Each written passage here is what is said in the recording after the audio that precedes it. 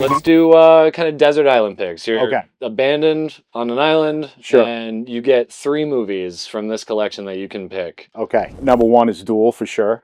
My father used to show this to me all the time. I didn't realize it was a TV movie shot in like 9 to 13 days or something. And one that I watched like 2 Halloweens ago was actually Psycho 2. I had no I had no expectations for this, to be honest with you, and I always kind of thought that the sequels were not, very good. But Psycho 2, shot in this kind of like 70s slasher kind of way, was extraordinarily interesting, and I loved how they explored the character even further in Psycho 2. I'll do Full Metal Jacket just because I just saw that out of the corner of my eye. I think it's extraordinary. The way that he set up all the background actors, the way that he set up all the military formations and stuff like that. The way that he used kind of like these childish images, like, toys and the Mickey Mouse Club at the end and stuff like that. It's almost like an agenda-driven kind of symbolism, when you really take a look at it. Like, what do these images really mean? And how do they support this kind of warlike, approach to kind of, I guess, get the psychology of the service members, and it's become actually one of my favorite Kubrick films. Hi, my name's Shawn Yopchick. I'm a producer, director, writer. I've just had my 3 picks in this extraordinary room, and you're watching the Film Stock Podcast.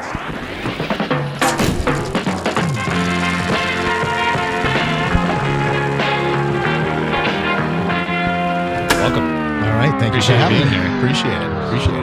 I'm very interested in speaking with you for a whole host of reasons. But I guess to kick this conversation off, I would like to start.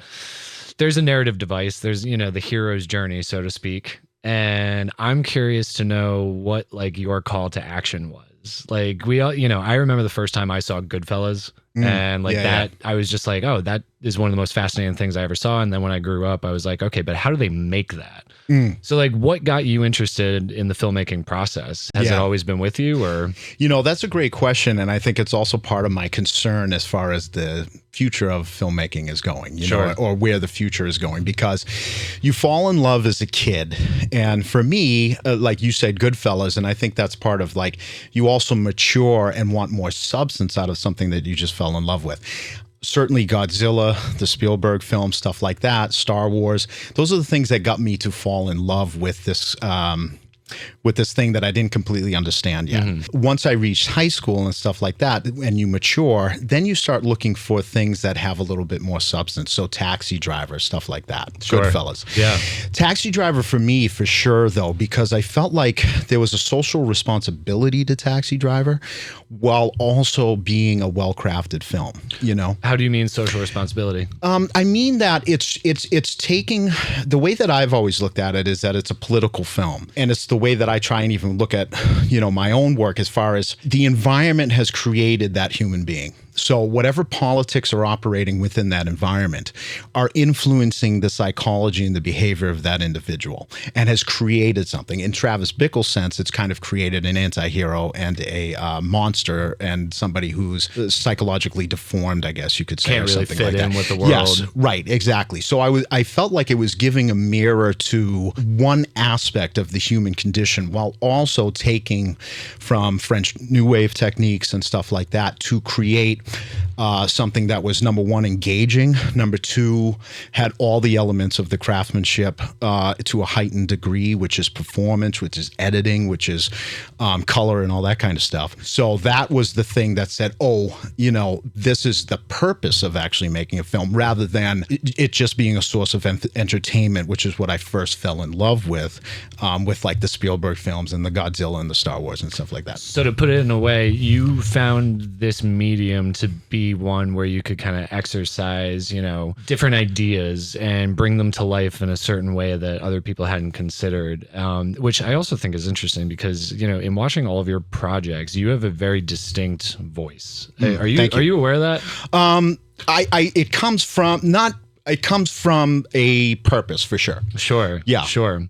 So then, okay. So around the high school time, that's when you get, intellectually curious about Correct. the medium. Mm-hmm. From there, did you have, a Sony Handycam like the rest of us and just made your own little projects? Yes, exactly. Yeah, because the high school, I did like VHS stuff, so it's like tape to tape kind of shit. Oh, so shit. like I I'm didn't really even think of that. I'm really probably like, holy shit, how old is this fucking guy? I grew up at the tail end of that. Yes. I had like the mini DV cans, and all you had to do is just ingest them. But once they're on the computer, it's like non-linear. Yeah. That's crazy. Yeah. So that's but then I was at kind of the tail end, but like that's how we were still doing it. Then I went into the public access, and that was my first non-linear. Before I went to Emerson, I was able to get an education of what that actually looks like to do like a non-linear kind of thing. What do you mean public access? Like it was Wakefield Public Access, and they had the Final Cut Pro. Oh wow! Yeah. Okay. And was that like kind of an internship, or were you? No, I just went in there. Them? No, I just went in there and asked because they did this awesome thing. This is the other thing that got me in. Now, dude, I'm gonna age myself again because I had to look in the phone book. But like at 10 p.m., like I was still in high school, and at 10 p.m. they ran these great short films that were basically VHS or something like that. And I saw one that I loved, and I saw the filmmaker's name, and I looked through the phone book, and I literally called him to tell him how much I loved the film. Oh, cool. Was he were they responsive? Yeah, as far as I can remember, honestly, this was like 25 years ago. So knowing that, and knowing that they would put like kind of more risque things later at night that were more expressive and stuff, I went down there and I was like, I want to make something here and kind of put together like a series of short films to play at 10 p.m. because again, that's the other thing that got me into filmmaking, because it was so inspirational to me to see that at 10 p.m. Perhaps I can offer that to somebody else who's kind of sitting there, probably up too late, by themselves, and seeing something that they would not normally see. And I would never know if that actually happened. I mean, I took the time to give this guy a call. But that was special to me too, that you could kind of reach out and communicate with somebody that might be similar to your situation. Oh, that's really interesting. Yeah. So then from there, Emerson. Yeah. Well, I went to North Shore Community College first, and I kind of farted around and stuff. And then, but because I didn't have the grades out of high school to even get accepted into Emerson. Fortunately, because I was so discouraged after high school, I didn't even want to go to college. And fortunately, I was encouraged to go. And then that got me into Emerson. Oh, that's excellent. Yeah. Now, when you were at Emerson, were you there for film? I was, yeah. So I did 3 years there. And not to shit, I have my own personal experience with film school, but what was your take on it? Was it beneficial? Did they give you access to equipment, crew? Like how did that go for you? Yeah, and I understand. I think what you're talking about too. I think also it's the way that you use it. So I was involved with other people's films. I made my own. I went to the library. I read a bunch of scripts. Like They had a screening room where I could watch Scorsese's like short films and stuff that I just wouldn't have access to, just kind of at the video store or something like that. So I took full advantage of that, and I did enjoy it, and I felt like I got quite an education there. But I can understand the other point of view where it's not necessarily needed, and you do. Even if you're in the industry, as you know, like you got to make your own stuff in order to learn a lot of the 100% things. Yeah. So I think I won't dwell on this too long, but I think that I got a lot from film school. I went to the University of Rhode Island, which is a good school, but their program was very new at the time that I was there. Yeah. So we had access to equipment, but they were following, everything by the book, and it didn't really give you room to experiment in the way that, one might like to. Sure. And I took the opinion that I'm getting an education because I got to get an education, but I really would like to just be in the industry. Get meet the people and get those projects going. No, absolutely. So that's good that you were able to really utilize it to the fullest, it sounds like. Yeah, and then that also introduced me to like experimental film. So I had 3 teachers who were experimental film makers. Sure. And that really freed me up to like this great editing style.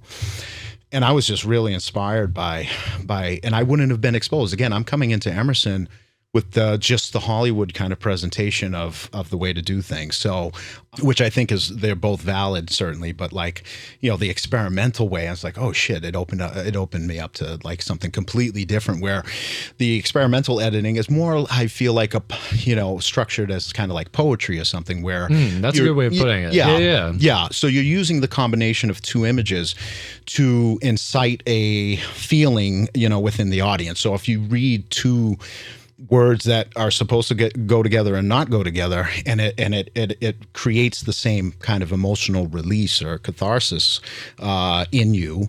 I think two images in an experimental film combined with some cool music can give that effect as well. And it's interesting because you, across the board with all the projects that I've seen of yours, you seem to marry the classic Hollywood presentation with that more experimental, poetic, style. Thank you. And I think it's really cool. I want to talk specifically about that in a little bit, but I suppose I kind of want to go chronologically here, if no that's problem. All right. Absolutely. And the first one that I'd like to talk to you about is the Overman. Sure. Yeah, so, the one you saw first, I think. I went back, you had sent me some of your links, and then I went back and I tried to find everything that I could on you. And I then was like slowly piecing it together to see what the chronology was. Okay. And it seems to me that Overman was one of your very first, right? Yeah, Fear and Control was the first, and then the Overman was, the kind of the second. Fear and Control was a bit more experimental, right? Correct. Black and white? Correct. Yes, I did see that. Yeah. But what was the Overman? How did that all come about? The Overman was... Because it was very interesting. Oh, thank you very much. Very well paced, and the cinematography was awesome, and the sound design, like you had it going on. But thank you. What I was more interested in is the central idea that was kind of at play, the idea of the Overman. Sure. Can you talk a little bit about that? Absolutely. And thank you because it's funny, because I think when you and I first met each other and we recognized that we were both filmmakers, that was the thing. You're like, yeah, it was okay, and that was the response that I got from, a lot of people, for sure, with the Overman when I first did it. So, it was kind of like discouraging and stuff, even though it had, some other areas where it was shown and stuff. But that was... Wait, you said that was my reaction? Yeah, it was kind of like, hey, that was pretty good. You know how as a filmmaker, you're like, hey, what'd you think? And you're like, oh, yeah. And you can kind of tell, this is nothing by the way, this is nothing... I'm not taking it the wrong way. I just want to make sure that I'm on the same page with the conversation. That sucks, because if that was my response, I don't think I looked at it closely enough at the time. Okay, all right. Well, thank you. But all these years removed, having seen it again, I was really impressed by all the elements. But I think again, going back to the central idea, that's what interested me now. You were talking about, high school is when you start to conceive of the intellectual side of filmmaking and what's actually at play. Sure. I think now I was in a position where I could kind of receive it and, try and get to what you were getting at. Yeah, right. Yeah. No, I hear you. And by the way, it's not like I've thought about it. It's just, I actually thought you were very kind, by the way, with the way that because some people who are not in filmmaking and stuff, like, we know how to communicate with each other with a little bit of criticism. I like this. Sure. I didn't like that, but that doesn't mean someone else won't like that kind of thing. And with the Overman, I was in Los Angeles at the time, and I felt that there's a subconscious nihilism in Los Angeles. Sure. So, and this kind of narcissism and this kind of the ego striving to control a reality. So that's kind of where I was coming from with the Overman, where I wanted to create a character that was based on this kind of crime and punishment, kind of Ubermark or however you call it, the Nietzschean kind of Superman or whatever, but to make fun of those ideas, because he didn't completely grasp those ideas. He wasn't smart enough to really get what like Nietzsche was talking about or something like that. So his actions were based on what he thought he understood. And really what he's just trying to get at is to feel okay with himself. And I had to exaggerate it with like a serial killer or something like that. But he thinks achieving this thing, and I think we all kind of get to that point where it's like, oh, well, if I become a Hollywood director, or if I become the greatest real estate agent, this will fix me. Yeah. You know what I mean? I do know what you mean. Okay. And that's kind of where the Overman is coming from. That's the inspiration for that. So that's really cool. I think another thing that I was aware of it as I've been watching your projects, but hearing you articulate it now, you really you seem like a well-read person. You're interested in the ideas that can be Correct. in a film, not necessarily just like, the glitz and glamour of the swooning kiss or the cool crane shot over, right. The horses galloping. Sure. Where do you think that comes from? Are you just naturally a philosophically inclined individual? Do you spend a lot of time, like, is that something that you practiced when you were at Emerson, or have you always been interested in these ideas? No, I've always been obsessive. And the thing is, like, I've learned actually to get away from the obsession, because sometimes what's driving you with obsession is not necessarily the healthiest thing. But I've always been obsessed with ideas, and then I would kind of lustfully go after those ideas and try and figure them out. You know what I mean?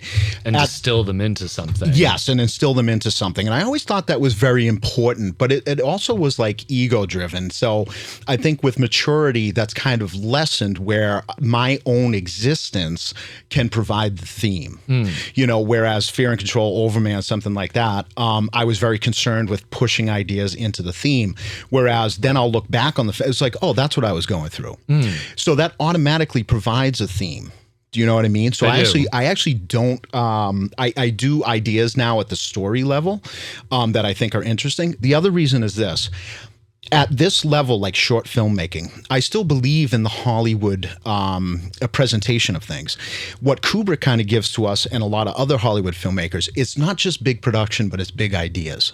So if I can make a small production but incorporate big ideas, I think that at least gets it to the level of a Hollywood production if you're dealing with bigger ideas. Sure. Yeah. It's interesting you said that. I'm gonna pick up on something you just said. Okay. Given the idea, but keeping it small. The Overman. We'll move on from the Overman shortly, but given the Overman, like, it's a very. I want to start by saying it doesn't look cheap. Okay, sure. But it looks very minimalistic. It looks like they're not big set pieces, but it feels like like it keeps my attention. And I think it's because of what you're saying, is that the idea is solid. You don't need a big, gigantic production to capture somebody's imagination and to capture their interest. And I think that that's something that you've done with all these projects, actually, is that the idea is solid. So even though, it might take place in one room, it's still got a lot of room to breathe. It's still got a lot of room to flow. And within those small settings, you're still able to do a lot with the cinematography and the editing and the sound design. Sure, it's crazy. Thank you. It really is. Yeah, sure. Another thing you brought up is, well, you are the idea. Something that I've noticed moving away from the Overman, specifically in regards to Invasion. This is when I first noticed it. But you seem to have, and correct me if I'm wrong, you seem to have, I don't know if it's an obsession, but you have a very strong interest in humanity in relation to technology. Yes. And with the Invasion, what was interesting, it's totally a character movie. Like, it's about a guy. Right, yeah. But like, technology is just like, it's kind of the blanket he's covered in. Like, it's a character in and of itself, and to like see them interact, like how did that come about? Am I onto something? No, you are. Yeah, absolutely. And that's part of the obsession. I do want to, as far as the one room, just a little joke that that kind of was an epiphany for me. It's just like, my body of work is exploring a guy sitting there. Yeah. Like the guy's sitting on a fucking chair. Yeah, yeah. Mike LaCicero sitting on a chair. Yep. Like fucking The Invasion. He's sitting in the room. He's sitting in a car. The first thing he does when he gets out of the car, he sits on a bench. Sure. So it's like it's like an evolution of what I can do with somebody sitting there. Do you know what I mean? Yeah. But it's kind of like funny. So it's just like, oh, what's the next one going to be about? Probably a fucking guy sitting there. You know what I mean? So, yeah. But you're absolutely right. But that comes from obsession. I was obsessed with where technology was going, and then also the separation between what's given as a product and then what's still being developed by, let's say, a company or something like that. So like the company, I think, let's say Amazon, I always give the example. Well, if Jeff Bezos has the same version of not Siri, but what is the Amazon?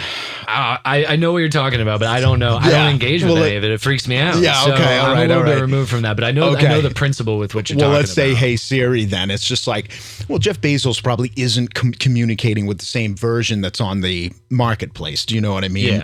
Yeah. He's probably dealing either with experimenting with more sophisticated versions and stuff like that. So my interest with Invasion was like, I wanted the human being to still feel like they were an authority over the technology, when really the technology was evolving so much that it could even kind of like play with the individual, because it was evolving past what the human being could understand at the time.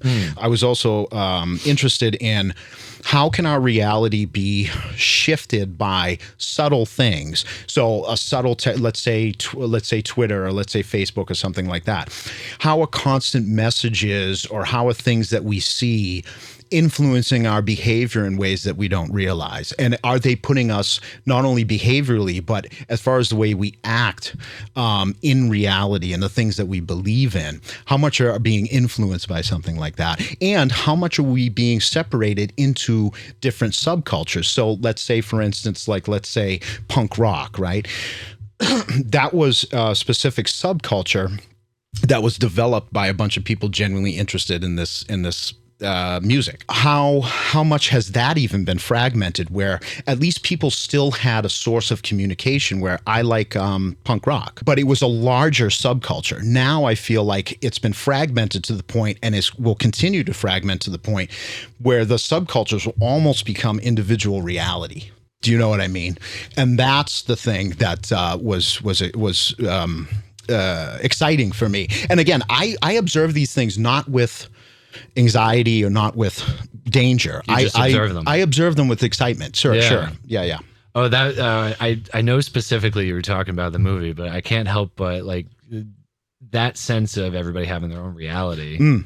It seems to be real. Sure. Like movies aside, but yeah, that's crazy. Yeah, that's what I could see would happen, especially if there was a model that could kind of either predict your behavior by encouraging it, or predict your behavior by having a history of data on you that could then predict your next moves and stuff like that. It would also be able to know what you listen to and stuff like that, and design a For You page or something like that based around individual kind of interests. So if you look at Ace's TikTok or Instagram or something, it could be completely different than mine. Yeah. Well, why is that? Well, what is the study there and stuff like that? So yes, we still have a basis of communication, and it's not encouraging the individual either. It's pigeonholing the individual in a sense.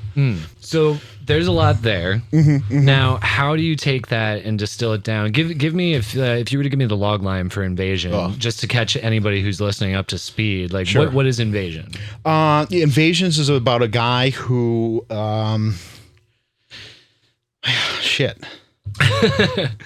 who's sitting there? No, Who's sitting there? Yeah. Invasion is like a future world ruled by technology that encourages. I honestly don't know. I don't know. I made it. If you ask me that 6 months after I made it, I might have a bigger log line than that. Well, I guess the reason that I'm asking you that is because you had a lot of ideas going into it, but you distilled it down as something very simple. And I don't mean that as a bad thing. Sure. Like it's like, it goes back to what I said at the beginning of this interview, where it's like you have a very strong point of view and it comes across visually. Thank you.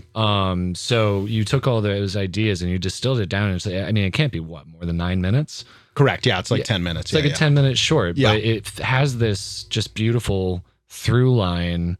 And you're following this guy as he's interacting with the technology. I mean, what was the filming process like? Oh, it was great. I mean, I had my friends there, and Eric was there. I thought he was perfect because I thought he had the temperament of somebody who. The other thing is this: when I went down to the 2016 Democratic National Convention in Philadelphia, and I thought it was going to be like people on the streets and rah, rah, rah, and we don't need the government anymore. But what it was a lot of people responding to power. With sarcasm, with jokes. Now, what does that mean? That means that they're so overwhelmed with power by a power enforced on them that the only real thing that they have against it is sarcasm, is sense of humor, is these kind of things. Do you know what I mean? And that's why I thought Eric was perfect for it, because he does have that kind of like, I don't care anymore, sarcastic kind of thing. Yeah. But it's also a response by how much power is coming from the technology and how limited that the individual could possibly feel with that much invisible power operating within the environment. Do you know what I mean? Respond to it? How do you respond to it? So that's where it really came from. And then I'm like, well, the self-driving car, I just wanted to challenge myself, right? So how do we do the self-driving car and stuff like that? And so we figured that out. Boom. That was great. And I also thought it was a nice little audience thing. It's like, look, in the middle of the film, maybe we can wake them up again and they see, the self-driving car and him sleeping or something like that. And that might, kind of inspire people to continue to watch. And then I just had the idea of this kind of like alien invasion, which it was at first, because I was traveling across the United States and I saw this small town in like Texas and they had a water tower there. And I was like, oh, this would be interesting if like a radio was playing and an alien invasion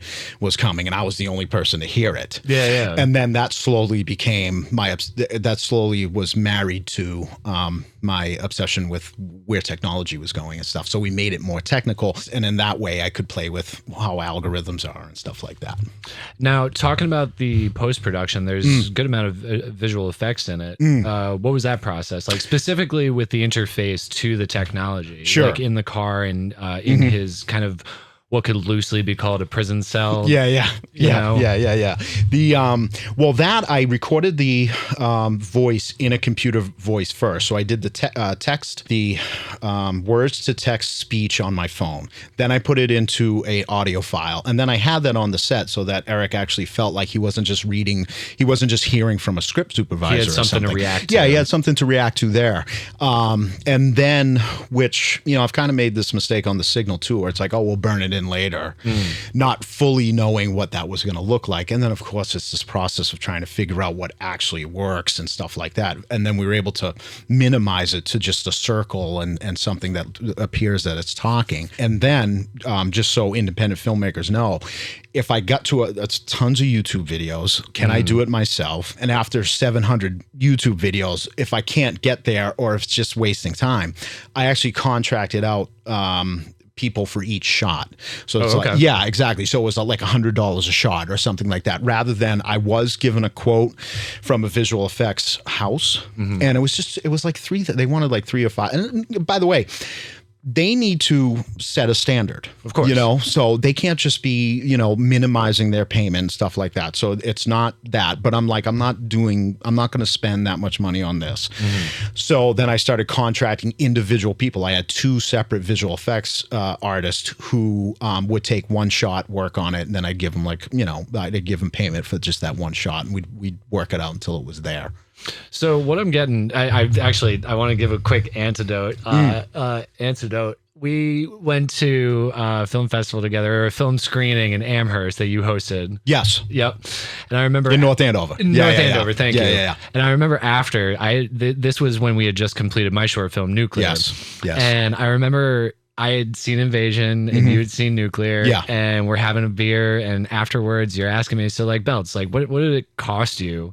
To make Nuclear? Sure. And I told you it was in retrospect, ridiculously dumb amount of money. Sure. And you're like, dude, there are better ways to do it. There are better ways to do it. Sure. And the reason I bring that up is because through listening to you, and I think I know this from talking to you over the years, but I just want to confirm it. Like, you do as much as you can. Correct. Like, you keep your budgets lean. You do all the work if you can, and if you can't, you work with a small number of crew members. Correct. Is that fair to say? That is, yeah. That's some badass shit, man. Yeah. Well, the thing is, like, and eventually, it has to grow. So I agree with your method too, where it's like, look, get used to dealing with the bigger crews, because that's the level you want to be up at. You know what I mean? And there's no, I don't know, man. Yeah, I don't know. Yeah. Don't get me wrong. I love my crew, but there is something beautiful, and I think it shows, like in my work versus yours. Honestly, not to say anything bad about my work, but yours is focused and it's so distinctly you, and it feels like it was just like a personal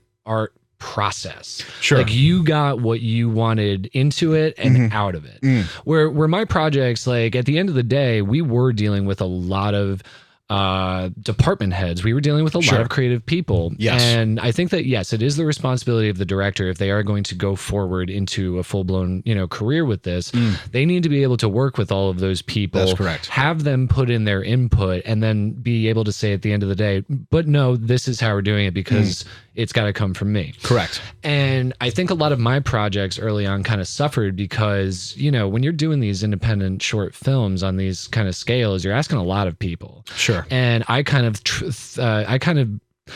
walked that tightrope of, well, I don't want them to feel like their opinion hasn't been valued or heard, and like they do make a good point, and I want them to come back. So like I was playing a little bit of politics that in essence I feel like affected the short films. Yeah. And you don't seem to have that. Well, I mean, that is one of the things with dealing with a lot of people, and the thing that I tell myself, and it kind of feels like tyrannical, is because I wanted the signal to get bigger, and then it's like you deal with more people. I think it's a really important lesson to get to the point where you have to be the hardest working person there.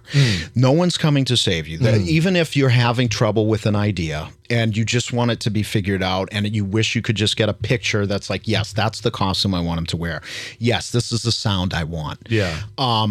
Those moments really aren't coming. And the fact of the matter is, if you don't work harder than them, then the vision might not be yours anymore. And I think that's a very important lesson to learn working with a larger crew. So I don't think at any point that has been unbeneficial. You know what I mean? And then the signal was started to get bigger with the third chapter. And those were lessons I just had to learn. Now, the thing is, every person means there's a new question. Yeah. Do you know what I mean? So it's just like, if you have 20 people there, that's 20 questions. If you have 10 people there, that's only 10 questions. So I try and limit the amount of questions. Yeah, that's good. To be quite honest with you. Yeah, exactly. So because if you have the idea so firmly in your head, and then 100 different questions come at you, like that could almost erode the base that you've created for this idea. Correct. That's correct. And you feel kind of like overwhelmed, which I don't like to feel. And sometimes I can get that way even with like the smallest things, and it's like, dude, you got to chill. And that's why I was talking about even like kind of building a network with other directors and stuff, is that when you have those moments where you are in the comfort of your own home, but you are feeling a little overwhelmed with all, because you're the one with the vision. So like people are going to be picking away at you with questions. That's just the way 100%. It is. But sometimes those are genuine questions for the benefit of the vision. And then sometimes they're also trying to catch you, or they're trying to bring their own ego into it, or, something like that. So it is this kind of this dance of trying, not overthinking where they're coming from, but certainly staying connected to what your initial vision is. And the thing that I've learned, and it might be for better or for worse, but if you've made a commitment to something, if you're getting paid $500,000 or you're getting paid $0, I don't think your work is going to be any better or worse because you're getting paid $500,000 or $0. You're showing me right now how you work. And if you're going into other projects as a producer, I think even more than a director, that's all information. That's all data that you're receiving, whether or not you'd bring that person, back or not. And by the way, they don't have to feel blessed that you've brought them onto another project, because they might hate what you've done, or they don't have to feel depressed because you're not. But it's always data, and it has to be simplified. Like, just because you're paying somebody doesn't mean that their behavior, their commitment, and their work ethic is going to change at all. Sure. No, you're absolutely right. Yeah. Absolutely right. Thank you. Sorry, I was just running it through again. I'm like, those are actually, that's a good piece of advice that, if you were to talk to a young filmmaker today, you definitely want to impart on them. Sure. What, out of curiosity, what other advice do you think would be paramount to give to young filmmakers nowadays? For me, I think definitely be the hardest working person on set. Yeah, exactly. Well, you get it, because the thing is, the thing is this: there is a constant battle between you and you, essentially, like your lower self and your higher self. Now, the lower self wants to procrastinate. The lower self is dealing with fear. So even before I start, let's say, the disappearance of Laura Stanley or Invasion or something like that, if I'm procrastinating, I'm afraid of something.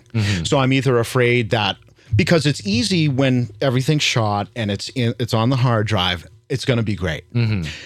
It's not until you get to work whether or not you know it's going to be good or not, right? And sometimes you fear that all the work that you've put into it, you're going to assemble it and it's going to be shit. Do you know what I mean? Yes, I do. So that procrastination can handicap you. And what the tool that I've now developed is just get to work, put an assembly in there, put the clips together, whatever you're feeling at the moment, whether you're feeling inspired or you're feeling depressed, just continue putting the bricks in the wall, so that when you are inspired 7 days from now, there's actually work that you've done, yeah. and you can build upon, as opposed to you were procrastinating because of fear or something like that. And there's nothing's been done. You know what I mean? So that's certainly one thing. And the second thing, obviously, is that but I think this comes with maturity, though, because I was always driven with ego younger, and I'm always combating whether it's ego or spirit that's really going on. Which one are you serving? So if you're looking at likes, you're looking at follows, you're looking at views, that becomes an ego addiction. Do you know what I mean? And you're not aligned with the original intention of why you're creating this piece of work.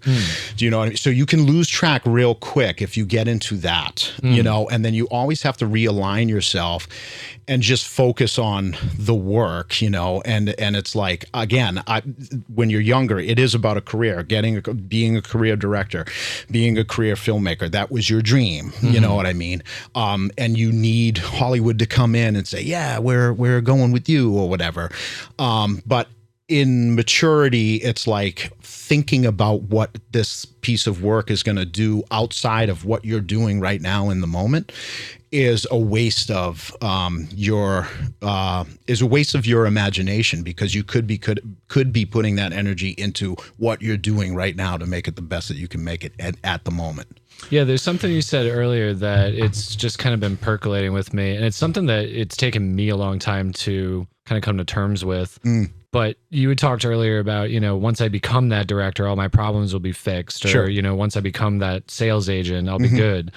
And I think for a long time I felt that too. Sure. I really did. But as of late, with there not being a lot of work in the industry and, my approach to the filmmaking process has always relied on, having a good chunk of change Sure. to kind of throw at problems. I've been reassessing the whole thing, and I've started to take more of a in the moment kind of mentality about it. Kind of what you're talking about, if that makes sense. It does, yeah. Because I think it comes with maturity too. And then I think if you believe in, so I had no money for Signal. I was, my landlord was selling my place. The industry was on strike. And I didn't even know if I could get another place because I had no income coming in. Now, I was blessed with the fact that I had already started an LLC. My buddy Andrew, who shot Invasion, needed somebody to market his business, and that's kind of what I was building anyway. And I was saved there, so at least I could show income. But I had but certainly to go along with the Signal was a real risk. But I was just like, well, if I have faith in it, then things are going to come together, and sometimes you need to act on the world and have faith that you are going to get help somewhere. And the money is sometimes, I think that the thought of the money gets in the way of the action. 100%. You know what I mean? Yeah. 100%. And I don't think it can, because if we look at money as just a currency, then it takes on a different life. But if you look at money as a resource, just like oil or the lights or whatever, then filmmaking is about just collecting resources anyway. And that's just one of the resources that you'll need to collect in order to make it happen. And if you start telling people, I'm gonna make this, it puts an accountability on you. So you just call up, you say, I'm making the Signal or whatever. Then it holds you accountable. You almost have to figure it out one way or the other if you really believe in it, So that's the other thing that I believe in too, that if you just get the engine going, that more than likely it won't fall apart or anything. That was really well said. I agree with that entirely. I haven't always practiced it myself. Sure. I fall into the procrastination sometimes, but I think that was really well said. Thank you. Now, I want to turn it very specifically to, we've mentioned it throughout this whole interview, but I want to get it out there on the table. I want to have a good conversation about this.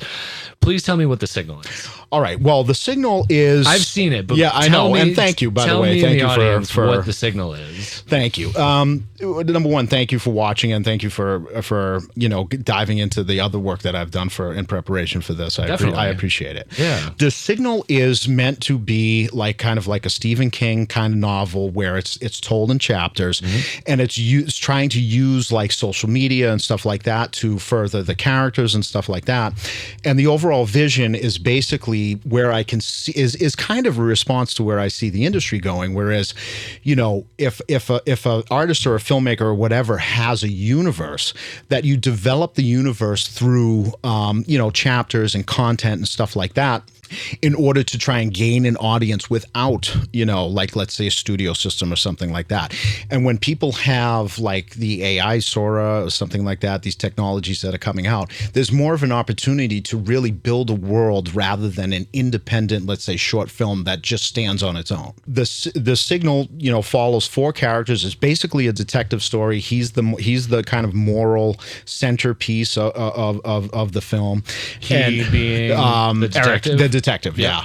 And Murphy, right? Was that Murphy? Detective Murphy. Yeah. Eric's character. And basically what I'm trying to do is just, it's almost like a graphic novel or a like I said, like a Stephen King novel, where you can get into these chapters and kind of almost watch it like you're reading a book, even though that doesn't necessarily make sense. Now, with this process where you do it in chapters and stuff like that, you can always kind of take a look at where it's going, what's not working, what is working. Yeah, kind of change reevaluate up some storylines. That's exactly characters. Right. That's exactly right. And the thing also is, instead of looking at it as a short film, look at it as an asset. So if you're playing it on YouTube or you're playing it here, make sure you have ownership of that, so that you're not trying to get it into film festivals or something like that. You own a piece of property that you've created, and you should be promoting it to see if there actually can be a financial benefit for something of that. I'm not talking about millions. I'm not talking about the expectation of anything like that. But I am talking about having an asset put into the world, just like you would write a book, and you would own that IP. That's, I think, kind of what the vision, the overall vision is trying to, at least the message of the vision is to get out there. It's building a world, building a universe, creating assets instead of, you know, paying $50 to a film festival. You know, you've already spent all this money to make the film. So you're going to spend another $500 to, you know, get judged by people you can't even see. I just, you know, I don't agree with that method anymore. So that's part of, I don't want to give too much of like the story away, but like certainly the vision, you know, I just want to at least, that's where it's heading. That's where it's heading for sure. So I guess I would go back and ask you, like more specifically. So you said that where you see the industry heading.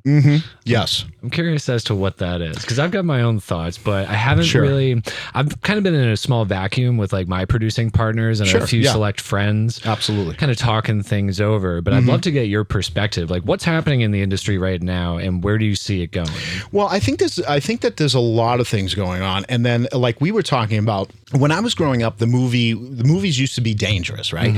So when you're a kid, and that kind of edginess is important to get young people into it.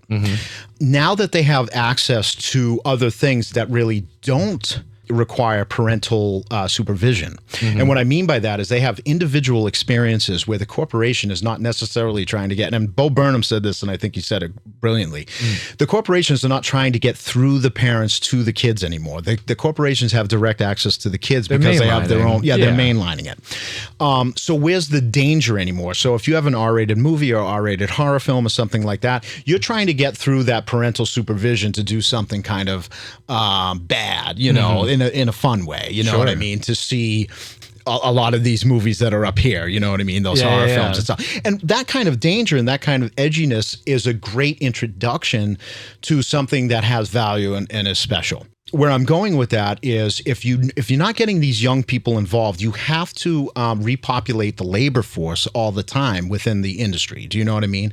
So one of my major concerns is, are these Gen Z, Gen Alpha, stuff like that, are they going to be so in love with films that they're going to be on these sets for 16, 80 hours a week?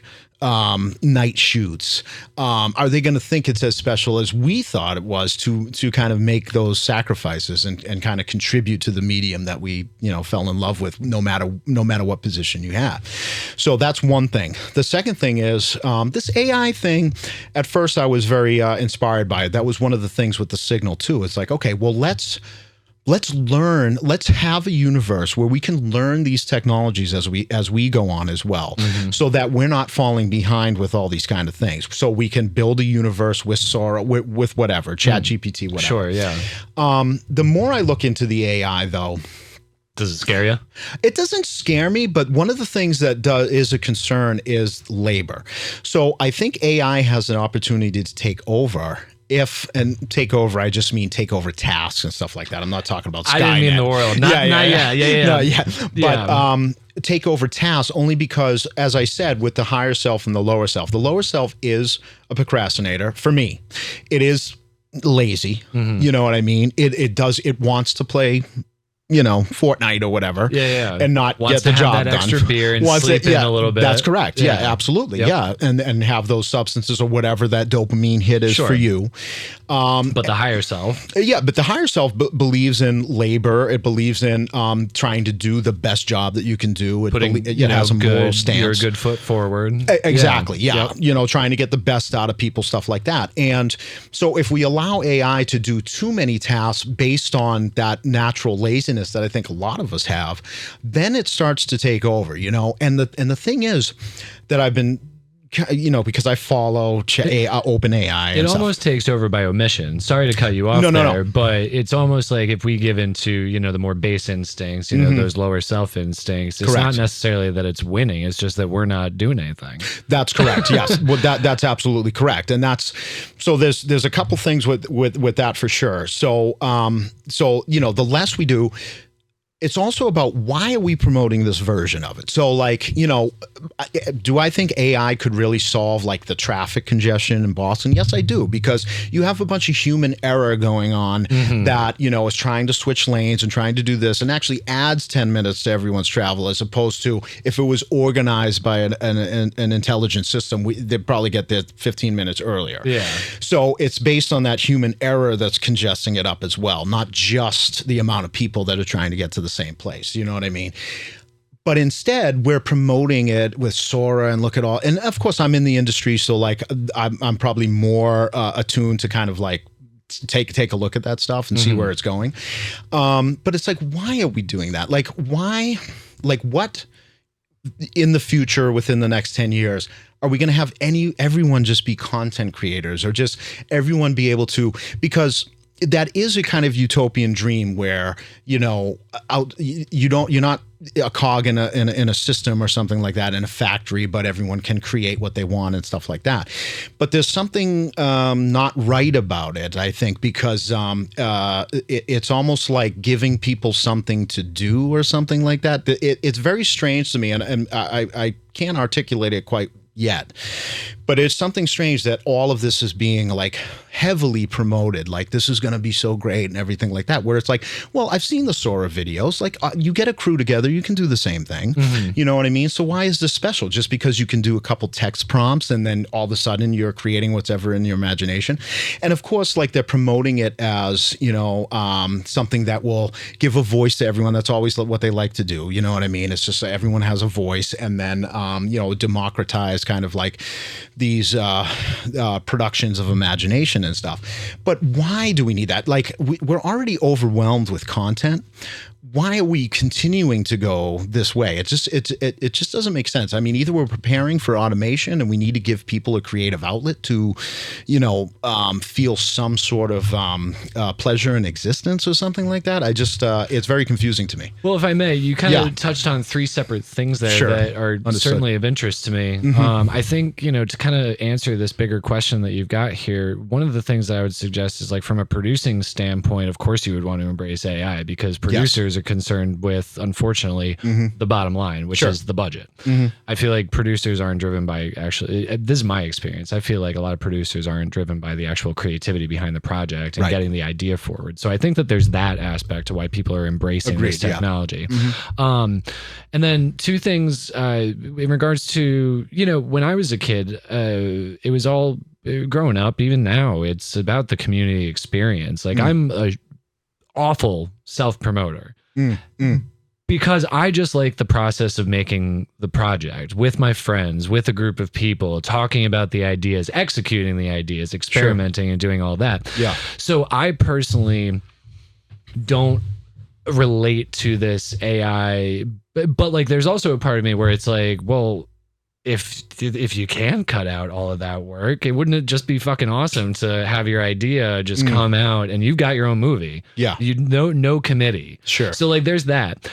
But the thing I really want to talk to you about in regards to everything you just said is the oversaturation. Do you think that the landscape for movies, television, TikTok, YouTube videos, short films, whatever you want to call it, I personally just think it's oversaturated, and I don't know if it's a problem. So I want to get your opinion on that. Would you agree that the landscape just like how do you even consume all this stuff anymore? Yeah, I think that offers itself to like really good questions, and that is something that I'm putting the signal in. I'm putting the signal into this kind of Hunger Games thing that's going on, because essentially that's what's going on with creators and filmmakers and artists and stuff like that. Is that you're putting yourself into these Hunger Game arenas, and you're hoping that the algorithm or an audience will find it. Do you know what I mean? The one question is, why do, on a human level, and it's something that the signal will explore, is why does the human being need so much content? You know, like how have we gotten to a point of leisure that we're overwhelmed almost by content? Like we have that, even if you're that was well said, working like 80 hours a week, we still have those moments where it's just that. Number one. Number two, the environment in and of itself, and again, the signal is going to go into it, but it's like, you know, our environment is, it's designed to be addictive. You know what I mean? So like, and we binge a lot of things. Our environment being the online landscape? Just the environment, period. I mean, you see billboards for gambling. You see, you know, TikTok and all these things are designed to enhance addictive behavior. Sure. You know what I mean? So it keeps you coming in. So number one, I think there is a real problem with how we sit with ourselves. You know what I mean? And every time we're bored or something like that, we have to get back into our dopamine addiction behaviors. You know what I mean? So that certainly kind of opens the environment or opens the individual up to influence, which again, like the signal is exaggerated, like a signal coming through ears and stuff like that. Sure. But really what it is constant messaging, addiction behavior,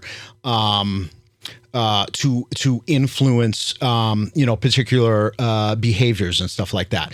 So, for instance, if you hear a constant message on like Twitter or something like that, what inspires collective action? And do they really believe in that, or has there been almost like a trigger to get them out on the streets? Do you know what I mean? Like, do we take enough time to even question what we really believe? Or have we just been fed so much indoctrination with whatever agendas are kind of attacking us that we're automatically on the streets after 5 minutes after a piece of news comes out? Do you know what I mean? That's weird to me. Do you know what I mean? So that's kind of one aspect of at least what you know the signal is kind of going for. Let me ask you something in regards to the signal, if I may. Yeah. I don't know how much of this you want to talk about, given that it's actually about the content of the project. Sure. But in chapter 1 with Tobias, and now I'm thinking about would the disappearance of Laura Stanley, would that's chapter 2? It's not labeled chapter 2. Yeah, unfortunately, I've gone backwards. So like it's disappearance of Laura Stanley, then Tobias, then Detective Murphy. Oh, interesting. Yeah, okay. yeah. Well, going back to the signals given out and received, in thinking about those 2 chapters, her signal is very technological. Correct, yeah. And now that I'm thinking about the Tobias chapter, it almost feels like the signal is coming from within his own head. Like there's no technology in that, with the exception of, you know, her recording. Yes. Is that correct? That is correct, because like the first one, that's why Disappearance of Laura Stanley is kind of like, I'm setting up the whole story, so I have to introduce these kind of ideas.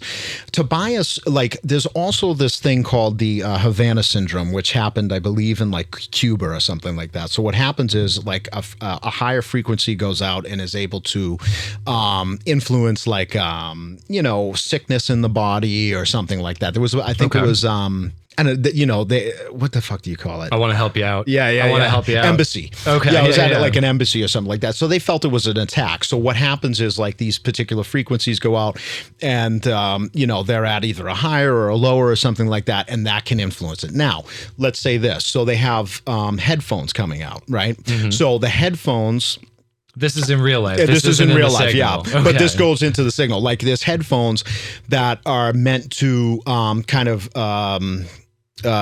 detect whatever mood you're in or something like that through these kind of frequencies that you're giving off. Do you know what I mean? And then it can compute it and give data and stuff like that. So obviously the fear would be any type of frequency manipulation or something like that. Now, is this in the realm of, do I believe necessarily? I hear these stories. I think they're interesting. Sure. And that's kind of what's happening to Tobias, is that he's receiving these kind of frequencies that is affecting his behavior. It is affecting him psychologically and turning him into something else and turning him into something else that someone else is designing.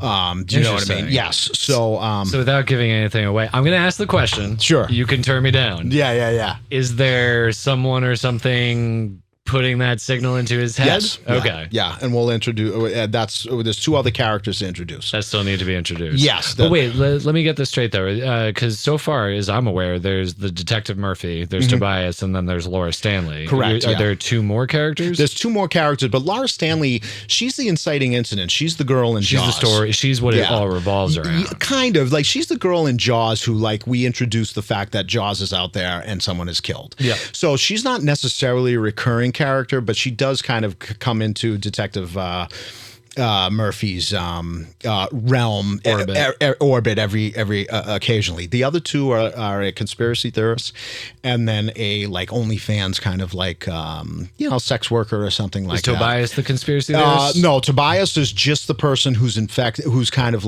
most infected by the signal. So that way there, I want to explore what the signal actually does to somebody over a long period of time. Do you know what I mean? So I do.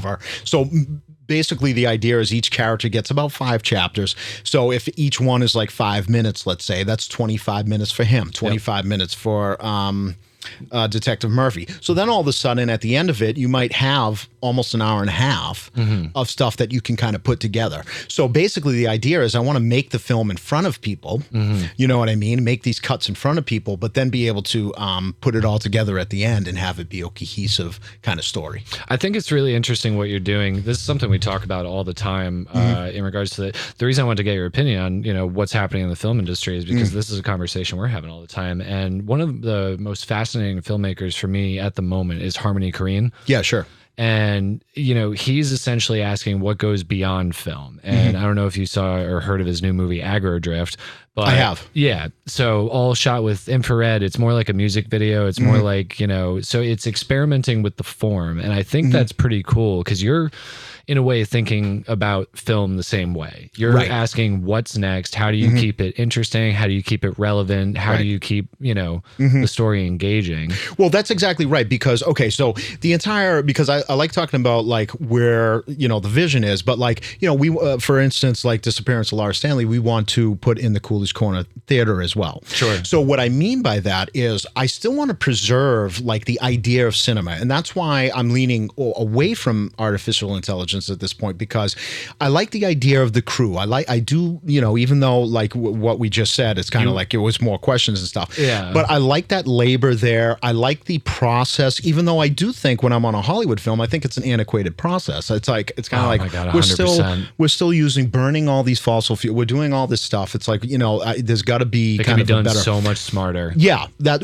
and with kind of less energy, with less kind of energy expenditure and stuff like that too. Less stress, add more years to your life. Yeah, sure. I feel like I've Absolutely. lost 5 years of my life being in the film industry the way we work. Yeah, that's the. And I'm not talking about our individual projects. I'm talking about our career. No, absolutely. Well, that's the other thing. The signal again, because I think young people might not be leaning towards the film industry. I really do. And that's your feeling. These warnings are coming now.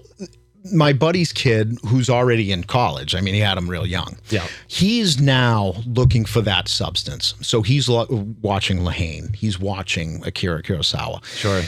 So that it still seems to be happening, which is great news because it preserves the, I don't want to say importance of cinema, but it at least preserves it as something that is still looked at as significant, you know, and even with these like TikTok, Instagram, whatever, YouTube stuff that you're seeing, I think cinema can still hold its own as long as it's really the most, you get the most substance out of it. I think that's some reason why, you know, a lot of people have gone towards podcasts and stuff like that, because whatever they're interested in, it's an on-demand thing, and they can sit there and listen to 3 hours if it's something that they're really interested in, you know what I mean? And it has substance.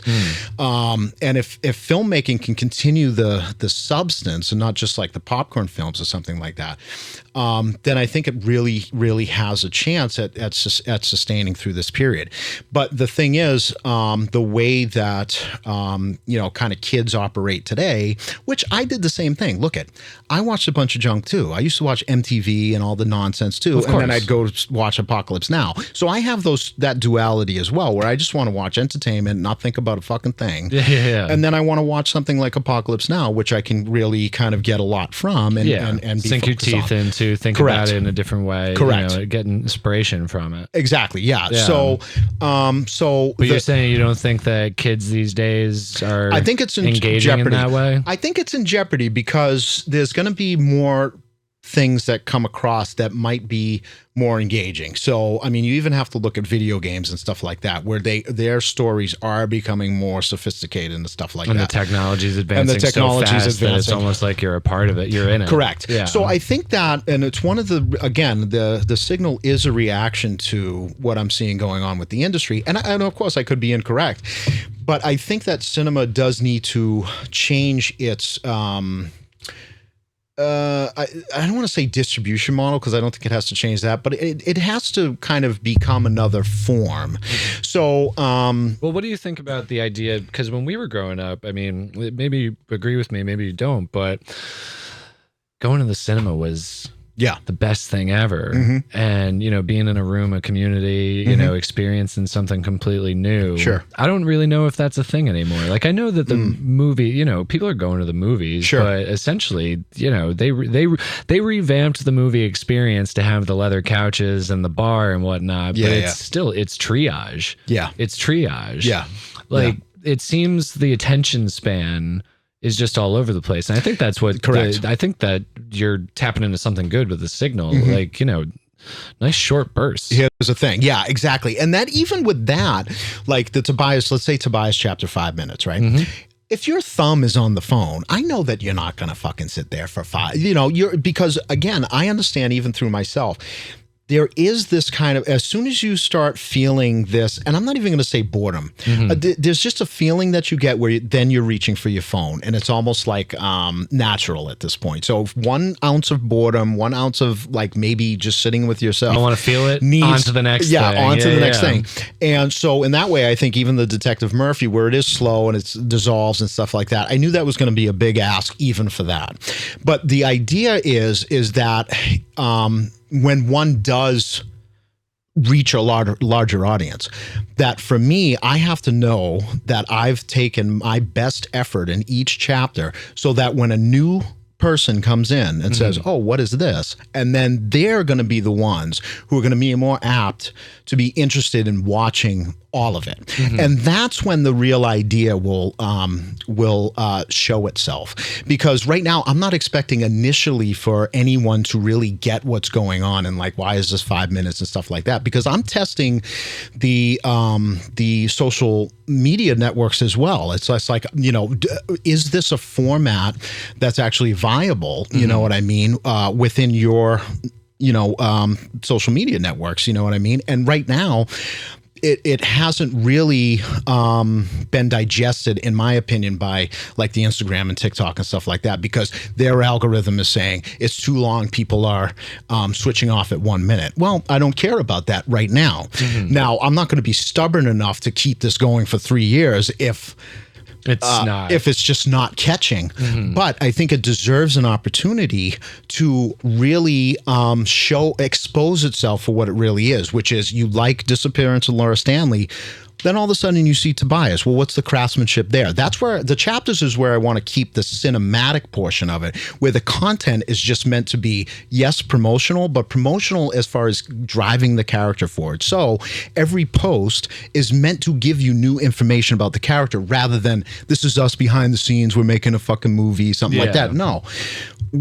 Every post should just be, is there new information about the detective? Is there new information about... So, for instance, when I was doing Detective Murphy, the prologue, he was writing stuff on the Post-it notes. So I decided in the chapter, don't show the Post-it notes. That will be a separate post. Yeah. So then that way there, they can go through 5 if they're interested and actually see what he's writing. And that way there, it evolves the character just from that post. Definitely. Now, the thing that we need to figure out is, does this necessarily work on social media? Should this be a website in and of itself? Well, you're not going to know right away because essentially you're wading into new territory. You're playing with the new format. Sure. So you have to be in it for the long game to see how it all shakes out. That's the thing. But you had talked about the prologue with Detective Murphy being slow. I didn't find it that way, and I'm trying to figure out if that's because you have a very interesting balance as well. Because I think that, to the average viewer, your movies, your projects, they move quite nicely. Okay. But I also think that you're a filmmaker for filmmakers. If that makes any sense. Yeah. So, sure. like you say that the prologue was slow. I didn't find it that way, and in fact, I found myself like kind of obsessed with the craft that was going on. Oh, like cool. Some of the framing, some of the way that the lighting hit the characters, Sure. and then the editing choice with the sound design. Oh, thank you. I think that there was tons there to engage with, even for an average viewer. Okay, all right. If my opinion counts for anything. No, it absolutely does. Actually, I very much appreciate that because it's just like, I was worried about that. I mean, that the Detective Murphy one does have the most views as far as those things are concerned. It's in fairness, you have Eric. I say this so lovingly, but I love looking at his face. Yeah, he's got so much texture and character in I agree. His brows and the facial expressions that he uses. Yeah, I mean, he's a gem. Just put the camera on him. I agree, and I felt that like in Invasion, we needed a likable character so that the audience could attach themselves to it and go right. My nephew Colt was the one that's like, because I was like, I want to, do this. I told him about the signal. He was like, oh, this is fucking cool. And I'm like, okay, great. This is like a Gen Z. We might have some longevity. With the idea. He's the one that's like, you should put a guy from Invasion as the detective. And I was like, I don't know if, Had you not thought of that? I hadn't, I feel like I had an inkling of it, but then I went to Emmy Horton's wedding and I saw him in a suit. And you're like, oh. And I was like, that's him. I was like, okay, that's fantastic. But I do want to actually. Was he loath to get back in a suit? He seems more like a slacks and sweatshirt kind of guy. Believe me, he designed his costume very comfortably, Good. But actually, but since we're on the subject, I do want to also talk about just real quick the producing element as far as almost like show running it. And what I mean by that is, I don't care about the title of director anymore. Do you know what I mean? I'm not interested in that, because I feel like those were your ego-driven days. It was really, and it was also the definition I didn't truly understand. The definition of filmmaker, I think, is much different. So, like you take like a Christopher Nolan or a Kubrick or something. If they're also producing their own work and have control over that element as well, and I don't mean control in like this, not the dictatorial way, but exactly, like this is my project, it's my vision. Correct. This is what we're moving toward. Get on board. Correct. Yeah. Because now the directing position, I just feel is like a hired gun and somebody who's like, I don't want to deal with that. Like, because it is a difficult position. There's a lot of responsibility there, and if it doesn't come out well, if it comes out well, yay, and then if it doesn't come out well, you're the one. Booze. Yeah, and you're everyone's walking away. Not the editor. Yeah, exactly. Your name's on the your name's on it. You know what I mean? And it's just like, well, I'm not really interested in that anymore. I'm not really interested in like appealing to Hollywood period anymore.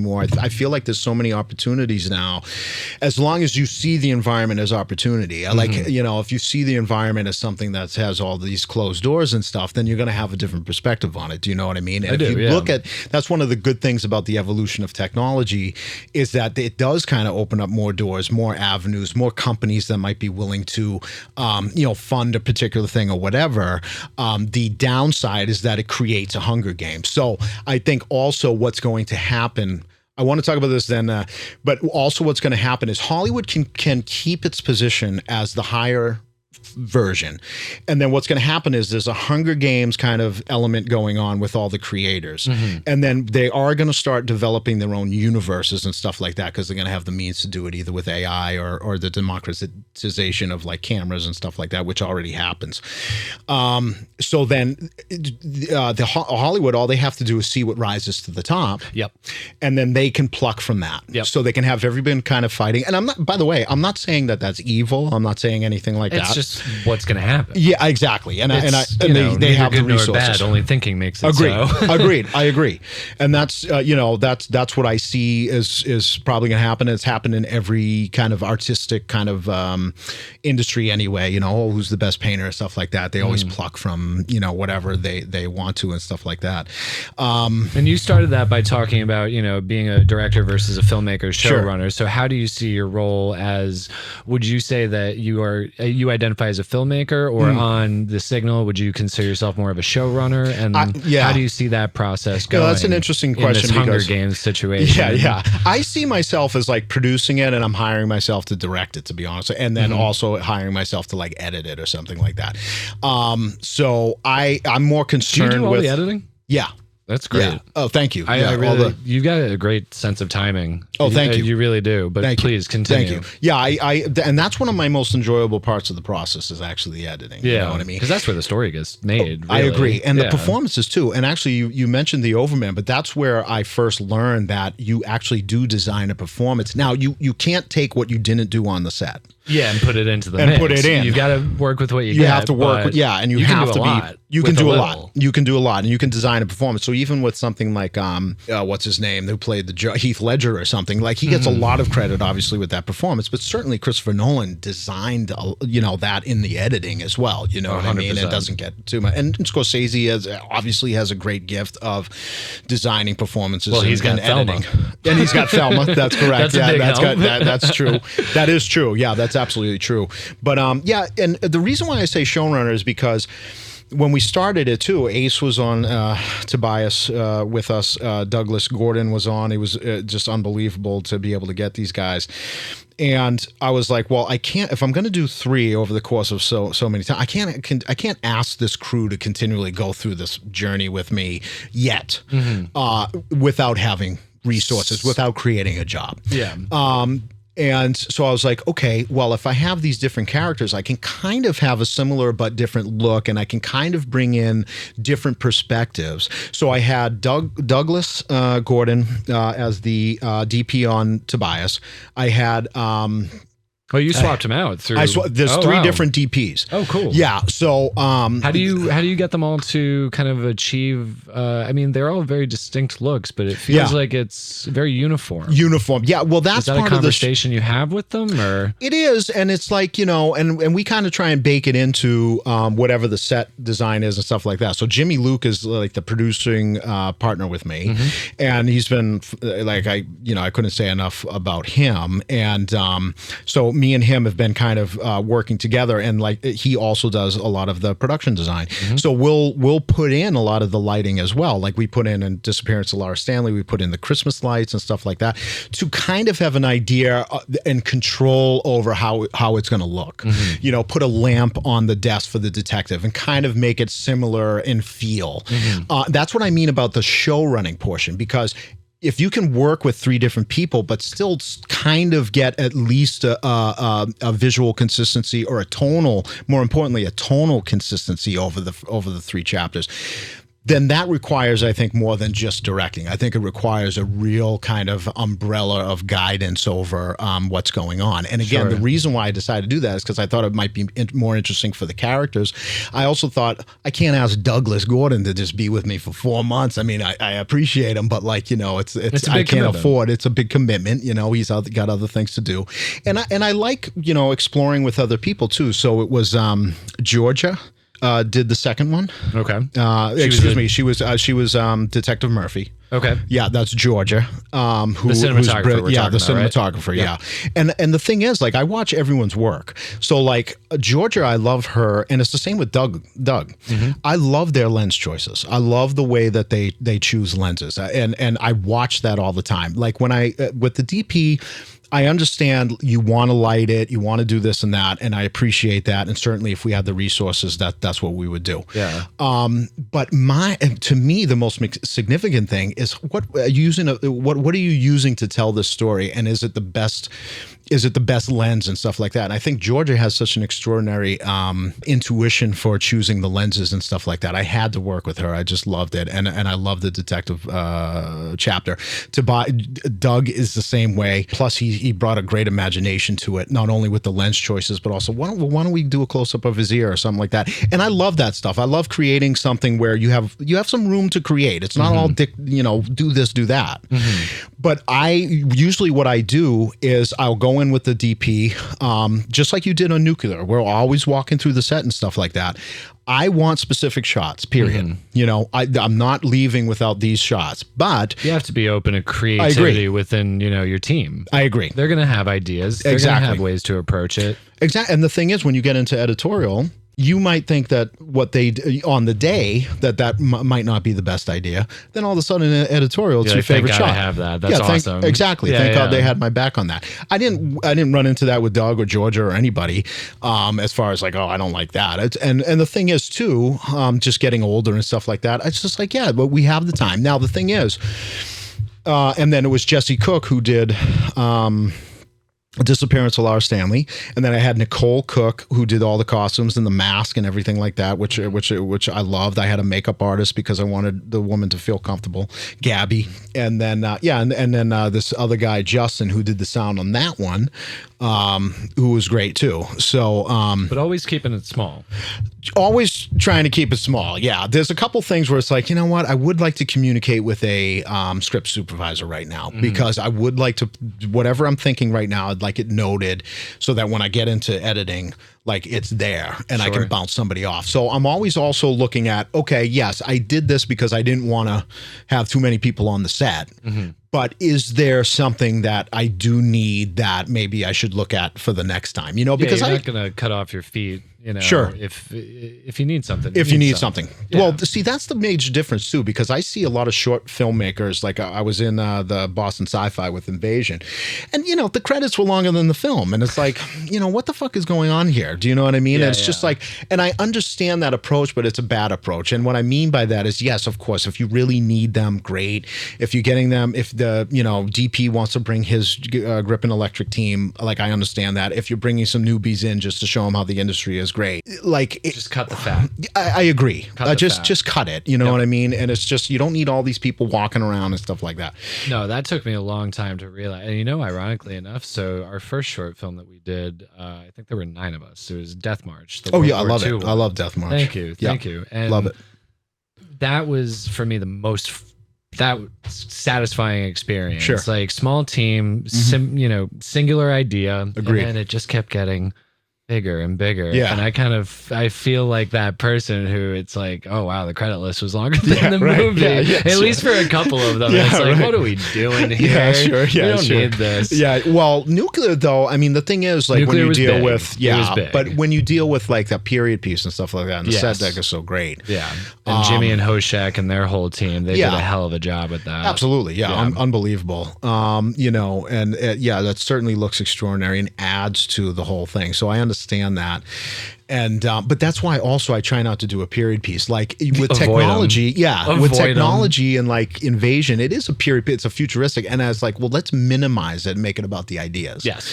And by the way, I'm not like I've never been inspired to do something that's in the past or anything. I'm always interested in like what's coming, observing now. Yep. Yeah, because I think Invasion, by the way, I think it's now. I just put it in the future, but I think all these things are going on. Well, it was the future when you made it, but now it feels it's all way too relevant. Yeah, right. Yeah, exactly. Yeah. So, now, out of curiosity, can I ask you what I'm getting a sense of how throughout this conversation, I've gotten a sense about how you think of your ideas and you kind of get the ball rolling, and you've given me a sense of how you run a set, and hardest working individual on the set. Yeah. It's not, well, at least as if you ask somebody else, be like, that bum.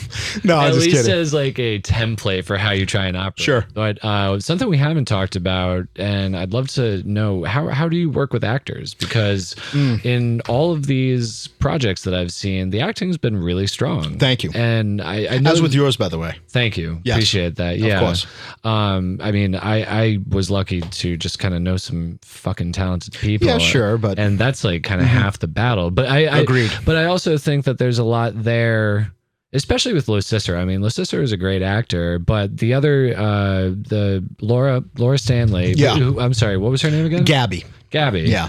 I mean, she was great. Thank you. Like very small, subtle nuances in what she was doing. So like, what's the process for you? Do you approach it from kind of an intellectual place? Do you approach it from an emotional place, motivation, like history? Like how do you talk to your actors? That's such a great question, dude, because like, I think probably all of us are a little different, but like, I like to get together with them and just like discuss ideas and just say, what do you think of this? And what do you think?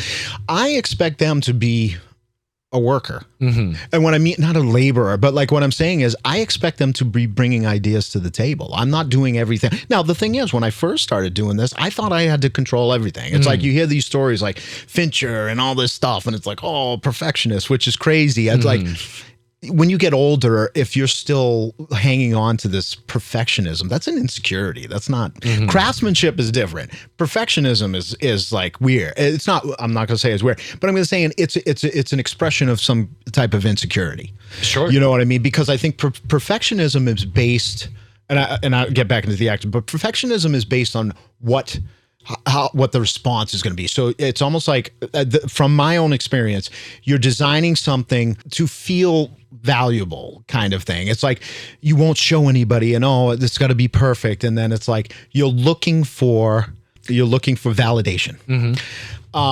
Whereas now, like I feel complete if I feel like I've done everything I could. That means, did I have enough conversations with the actors? Did I have 5 of them? Did I have enough conversations with costumes? Did I have enough conversations? Did I have enough conversations with the composer? Did I go as hard as I could go? When I feel satisfied, what happens to it? I can't. You can't control that because the actor is, a living thing, Oh, absolutely. The emotions, absolutely. They're going to bring and the something. Project, you know what I mean? So I'm not looking for validation from the audience. Now, you need the audience to kind of give you back energy.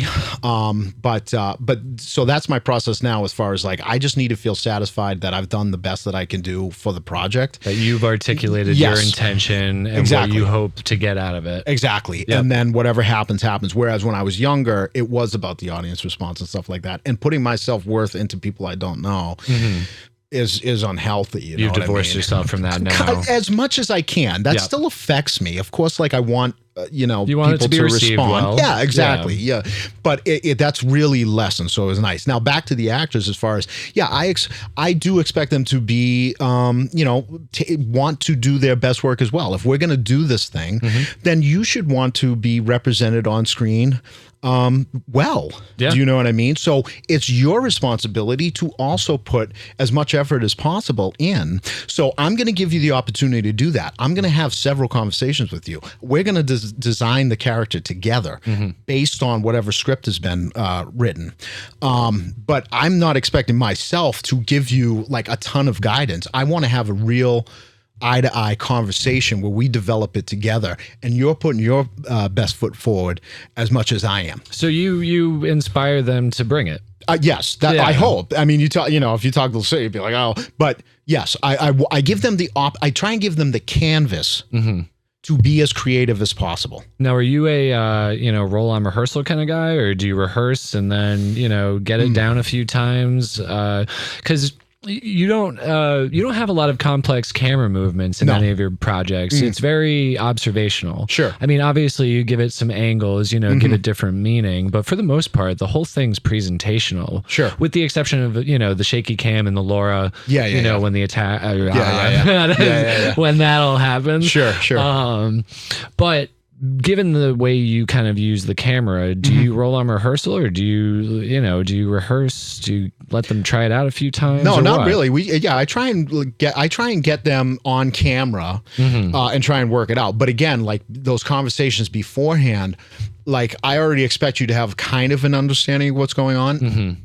And then we'll make adjustments as far as we see fit. But like, I do like, I don't, and the thing is with short filmmaking and stuff like that, like, I don't have like a bunch of resources to do a bunch of rehearsals or anything. It's just like, we try and get it on camera. Like for instance, even Michael Cicero in editing, what a canvas he gave me. What unbelievable ideas. And like, even I sent it to my buddy, John Pivko, and he's like, you're probably seduced by the fact that this guy is giving you so many ideas. I think you need to tighten it up. Oh, really? Yeah. And I said, cool. That's a good place to be. Absolutely. And I was like, oh, that's fantastic. Yeah, it is. And it's like, I think you're right. I'm so enamored by all of these ideas. But the fact of the matter is, in the wide shot and in this other setup that we had, he wasn't in character yet. So, and it wasn't working. You were? Oh, okay. Yeah, okay. No, it was when I was filming. I was going to say, is that what you were responding to? I mean, obviously he was doing something you liked, but you found out that those, when he wasn't in character. Correct. That's what was not working. It wasn't working. So the first two setups, I was like, let's film it. Let's see what happens. Maybe I can cut back and forth to it. But it wasn't until the third setup that he was able to emotionally get into where I thought was working. And then he stayed consistent after that. And that was real nice. You know what I mean? And I was like, that was like the real gold for me. And the thing with that idea is like, look, we're just showing this one guy just sitting there. We're not showing the other actor or anything. You've seen my other movies, right? Yeah, you've seen my other films. I mean, what do you expect here? Yeah. So, but, and it's just like, but that was part of the experiment. Can I keep you engaged with just the guy sitting there? Number one. And number two, can I give a character introduction with just his performance, with just the subtext, with just the little things that he's saying that I don't expect you to pick up on straight away? It was the same thing with Detective Murphy. Can I introduce this character with really just the set deck? Can we show the bookshelf? Can we show the police scanner? Can we show the fact that he's putting this stuff on the mirror? Can we show the fact that he's in an NA meeting in the beginning? All those shots are just meant to be building character until we get to Laura Stanley, which is meant to be kind of like this melodramatic kind of thing, which I wanted to lean into with The Signal, because the thing is, when you're doing horror films too, I think there can be a tendency to be nihilistic. And what I mean by that is like there's really no joy, and you can get into the cruelty of horror, And it was what's his name, Ty West, I read an interview, and he's like, well, you got to stay out of nihilism. And I was like, what does that mean? That's what I was kind of questioning with all three of these things. Like, how, instead of approaching Tobias with like any type of indifference or anything, like, what do I like about him? What's the joy of the filmmaking process here? And if you put joy also into the craftsmanship of what you're doing, you stay out of nihilism for sure. Sure. Yeah. That's good. Yeah, I see what you mean. I see what you mean. I mean, you have to like your characters. Yeah, like the characters and like the process, so that it just doesn't become this kind of indifferent kind of thing. So, with all that said, where are you at in the process for the next chapters? Is that something you're able to talk about? Yeah, absolutely. Yeah. Right now we've done phase one. So Disappearance of Laura Stanley is the end of phase one. Okay. So phase two, I'll just say real quick, phase two is meant to go to, another level. And what I mean by that is The Signal is a personal journey for me. So getting to the next level means that I bring myself to another level and the project follows. Okay. So what I mean by that is it puts the theme of phase two for me is discomfort. Yep. So putting myself into uncomfortable situations that I might not be used to get it into a bigger thing, and not a Hollywood thing, but to make sure that the signal is growing. And I think in order for the signal to grow, I think there has to be personal growth that then the signal then follows. So, and sometimes we don't like to be put in uncomfortable situations. Sometimes we don't like to be tested in specific arenas. You have to. You don't grow. Exactly. That's the thing. And so I have to be willing first to get into another arena in order for the signal to get into another arena. And that's what phase two is all about. So We have two characters that have not been introduced yet. I would like to get, I would like to work with, and by the way, it would support the other actors who have already been involved, but to get somebody with, a bigger, not necessarily somebody who I need to go through a casting agent and who's been in movies, but somebody with a following that can kind of grow the signal and see if they'd be interested in that. So the thing is, the most important thing to do is start, in my opinion. We started it. We got the legwork done. Now it's time to see if we can go into phase 2, phase 3, and phase 4. Yep. And that's it for me. But again, behind and underneath all these chapters is a personal journey. Do you know what I mean? That's what's most important for me. Like the vision, the allegiance to the vision, because you're going to get discouraged doing this stuff. You're going in editing, you're going to think you made the best film ever, and then the next day you're going to think you've made a piece of shit. What have I done? Yeah. Right? So you're going to get discouraged, you're going to get fearful. Those are all the emotions of editing, directing, writing, whatever. That's the reason why I'm doing this. So the signal is really motivated by this kind of new I'd say spiritual transition that I'm exploring, that I can then color the story with.